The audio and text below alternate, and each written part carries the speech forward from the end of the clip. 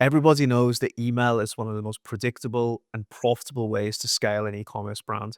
But when you take into account the ESP costs like Klaviyo combined with the monthly agency retainer fee, it's very easy to end up spending upwards of 100K a year. And what is the question on your mind is whether this is truly incremental. Does it drive additional value and contribute to the growth of your brand? Well, I'm here to tell you today that if you are a low seven-figure brand or below, I can cut this fee for you in half, and I guarantee I can add a lot more profit to your bottom line from following the 6 strategies that I'm about to reveal. And this is based on data from over the last 7 years at my Klaviyo Elite agency, Magnet Monster, where we've worked with hundreds of D2C brands, and I've personally looked under the hood of over 1,000 e-commerce brands at this point. So there's a lot of data and a lot of experience that goes into making this video, and my goal is to help you pay less money and drive a lot more return for your store. Without further ado, let's get straight into the strategies. Strategy number one, only send to broad segments. Why is this important? Because I see a lot of agencies and also e-commerce brands fall into the trap of thinking that they need to get super granular with the segmentation.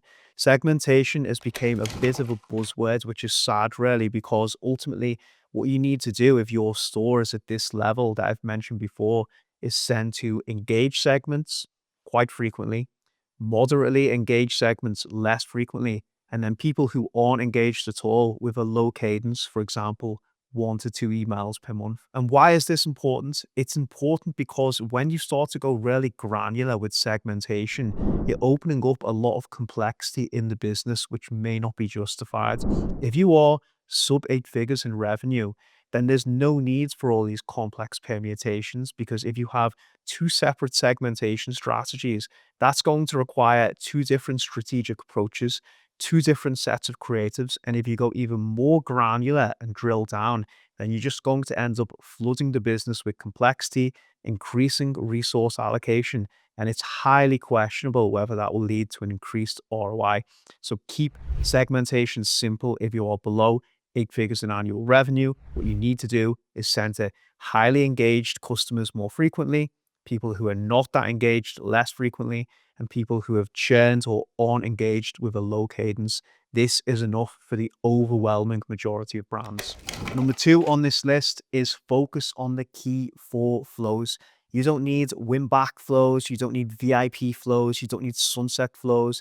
What you need to do at this level of revenue is focus on the big 4: the welcome flow, abandoned cart, browse abandonment, and post-purchase journey during the customer's first 90 days, which I'll get onto in a second. These P4 flows drive up to 90% of flow revenue. So overcomplicating and adding more complexity into the business again is likely to not lead to incremental value. It's going to consume mental bandwidth, and it's going to take you further away from your goals. Even if you are a store operating at a serious scale, I highly recommend going back into optimizing the key 4 flows and not diversifying your attention into things that don't really move the needle. I can't emphasize this point enough. Number 3 on this list, and this is so important if you are selling products that don't have a high repeat purchase behavior like supplements or consumables, and that is create a 90-day post-purchase flow that aims to drive repeat sales. Why is this important? Because if you look at the natural purchase behavior for most D2C brands and then combine that with how consumers behave over email as a channel, what you will often see is in the first 90 days is your key opportunity to drive those repeat sales. After that, engagement falls off a cliff, and your ability to drive repeat sales naturally goes down as customers churn over the channel. So if you are sending tons of campaigns on a monthly basis and you're paying an agency to stay in this campaign hamster wheel, instead, just create a 90-day post-purchase flow where you optimize the touch points to be highly frequent during the first 90 days. Chances are you will probably drive very similar results, but this will be a much more profitable strategy for your store. Number 4 on this list is related to your ESP billing. I go into so many Klaviyo accounts every single month, and one of the things that consistently comes up is paying for subscribers who are just not engaged, but they're contributing to your billing on a monthly basis. Do yourself a favor and create a segment of people who have subscribed they've never opened one of your emails and they've received at least 10 emails and they've never ordered. Just get rid of these people. Chances are it's not going to be incremental to continue emailing them. And you just have to accept at some point that people don't want to hear from you. And at the very best, you're harming your deliverability by continuing to send to these people, which ultimately is going to lower the ROI of you sending to your actual customers who want to hear from you. So I understand everyone wants a nice, big, juicy list, but that list only matters if it's driving returns for your store. At some point, you have to say goodbye and accept reality. Number 5 is really important. And I say this as someone who specializes with an agency in creating stunning, beautiful email designs. You don't need that level of design to scale at this level. And in fact, you can add a lot of complexity and bloat and costs into your business trying to create perfect, beautiful emails with every single send.